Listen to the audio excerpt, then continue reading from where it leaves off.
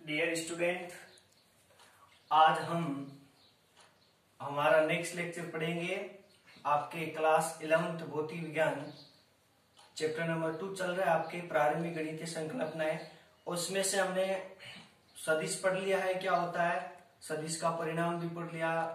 और आज हम पढ़ेंगे कि some important definition related with vector की सदिशों से संबंधित कुछ महत्वपूर्ण परिभाषाएं, कि सदिश से संबंधित कुछ महत्वपूर्ण परिभाषाएं है, या बोल सकते हो सदिशों के प्रकार भी बोल सकते हो। तो देखते हैं, एक नंबर रहेगा आपके सदिशों से संबंधित कुछ महत्वपूर्ण परिभाषाएं।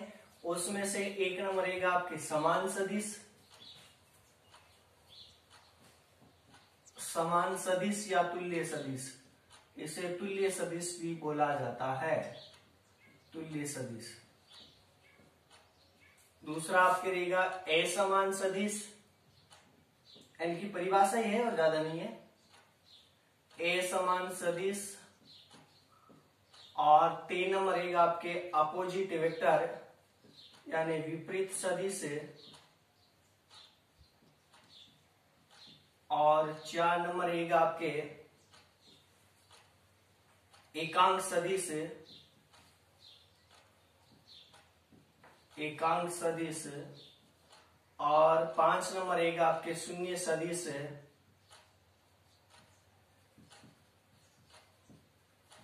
और 6 नंबर रहेगा आपके संरेखीय सदिश। ये आपके 6 सदिश है, सदिशों से संबंधित कुछ महत्वपूर्ण परिभाषाएं 6 सदिश है। इनमें से एक नंबर हम पढ़ेंगे समान सदिश या तुल्य सदिश। अब देखो समान सदिश या तुल्य सदिश क्या होता है, इधर देखो इस डायग्राम से मैं समझा दूं आपको। ये आपका x एक्स है और ये आपका y एक्स है और ये आपका मूल बिंदु है। ऐसे समझाऊंगा कि समान सदिश या तुल्य सदिश क्या होता है, कि ऐसा सदिश है जिनमें जो दो सदिश होंगे, कि ऐसा सदिश जिनका परिणाम क्या होता हो, परिणाम समान हो, और वो एक परिणाम उनका समान और दिशा भी समान हो, तो कौन से सदिश कहलाएंगे, आपके तुल्य सदिश कहलाते हैं। अब आगे भाषा में कि समान सदिश या तुल्य सदिश क्या हो, अब जो आपकी जो दिशा रहेगी सदिश की वो भी समान होनी चाहिए, और उसका परिणाम, मैंने मान लिया मेरे पास कोई सदिश है, उसका परिणाम में √29 है, तो दोनों सदिशों का परिणाम भी क्या होना चाहिए, √29 होना चाहिए, और वो एक ही दिशा में होना चाहिए। तो वैसे सदिश कौन से सदिश कहलाते हैं, जैसे मान लिया एक्स वाई में आपके है या मूल बिंदु, एक सदिश मान लिया इस दिशा में है ए वेक्टर, और दूसरा ही इतने ही परिणाम का है, और बी वेक्टर भी कौन सी दिशा में है, समान दिशा में होना चाहिए। किसी भी दिशा में हो, चाहे आप ऐसे भी कर सकते हो, लेकिन दोनों एक दिशा में होना चाहिए, ये शर्त होती है। तो ऐसे सदिश इनका परिणाम समान होता और दिशा भी समान हो, कौन से सदिश कहलाते हैं, समान सदिश या तुल्य। दूसरा आपके असमान सदिश। अब असमान सदिश में आप क्या कर दोगे कि ऐसे सदिश ये इनमें बनाने सदिश के अंदर प्रत्येक सदिश की परिभाषा लिखने के बाद में ये माइंड में रखोगे तो परिभाषा जिंदगी में कभी नहीं भूलोगे। ये आपका x है और ये y है। अब असमान सदिश में क्या हो जाएगा कि ऐसे सदिश जिनका परिणाम समान हो या असमान हो, लेकिन उनकी दिशा क्या होनी चाहिए, एक दूसरे के विपरीत होनी चाहिए, मतलब असमान होनी चाहिए। जैसे एक सदिश आपके पास ये ए वेक्टर और दूसरा मान लिया ये आपके पास बी वेक्टर, ऐसे कोई दो सदिश है, क्या है सदिश, परिणाम चाहे समान हो, चाहे समान हो चाहे या समान नहीं हो, एक ही बात है, समान हो या असमान हो, लेकिन उनकी दिशा क्या होनी चाहिए, असमान होनी चाहिए। तो ऐसे सदिश कौन से सदिश कहलाएंगे, ये समान और ये असमान।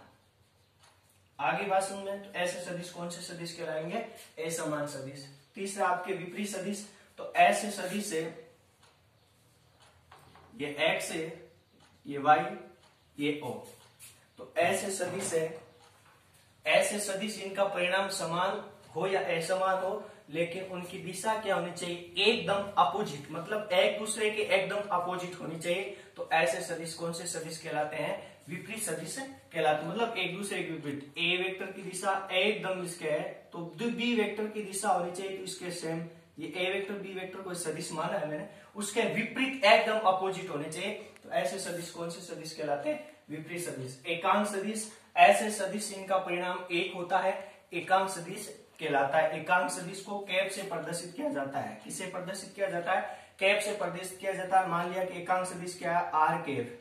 तो एकांक सदिश किस प्रकार ज्ञात किया जाता है, सदिश बटा सदिश का परिणाम। जैसे मैंने ज्ञात किया था ना, एकांक सदिश मतलब आर वेक्टर बटा आर वेक्टर का परिणाम। एकांक सदिश आर के बराबर आर वेक्टर बटा आर वेक्टर का परिणाम। एकांक सदिश ऐसा सदिश जिसका परिणाम एकांक एक होता है, उसको कैप से प्रदर्शित किया जाता है। धनात्मक एक्स एक्स में जो आपका एकांक सदिश होता है, समझना, एक्स एक्स में जो एकांक सदिश होगा वो आई कैप होता है धनात्मक एक्स एक्स में, और धनात्मक वाई एक्स में जो आपका एकांक सदिश होता है, मतलब एकांक बोल रहा हूँ तो कैप लगा रहा हूं ऊपर, जे कैप होता है। और जेड एक्स में जो आपका एकांक कैप होता है वो कौन सा कैप होता है, के कैप होता है ये। और उसके बाद में आपके कौन से शून्य सदिश के, ऐसा सदिश जिसका परिणाम क्या होता हो, शून्य हो या जीरो वेक्टर कहलाता है। कि ऐसा सदिश जिसका परिणाम क्या होता हो, जीरो होता हो, कौन सा वेक्टर कहलाता है, शून्य सदिश कहलाता है। अब संरेख के सदिश क्या होता है कि ऐसा सदिश है, संरेख के सदिश क्या होता है,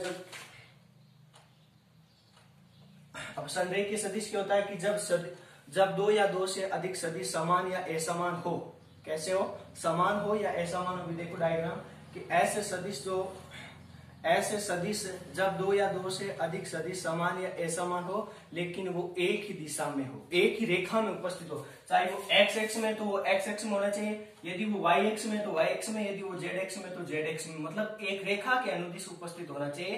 तो ऐसा संरेखीय मतलब समान रेखीय मतलब एक रेखा के रूप में उपस्थित होना चाहिए। जब दो या दो से ऐसे अधिक सदिश समान या असमान हो लेकिन वो एक रेखा के अनुदिश उपस्थित हो। ऐसे डायग्राम से भी देख लो एक बार, ये एक्स ये वाई ओ। अब मान लिया आपके ऐसे है, ए वेक्टर बी वेक्टर। अब यहां से ऊपर वाली रेखा तो एक रहेगी, तो मूल बिंदु है, ये पार्ट कौन सा कहलाएगा, वाई कहलाएगा, और ये पार्ट कौन सा कहलाता है, एक्स एक्स। तो ध्यान में रखना, तो एक ही रेखा में उपस्थित हो रहे हैं। अब देखते हैं सदिशों से संबंधित कुछ महत्वपूर्ण परिभाषाएं कंप्लीट हो गई। उसके पश्चात आप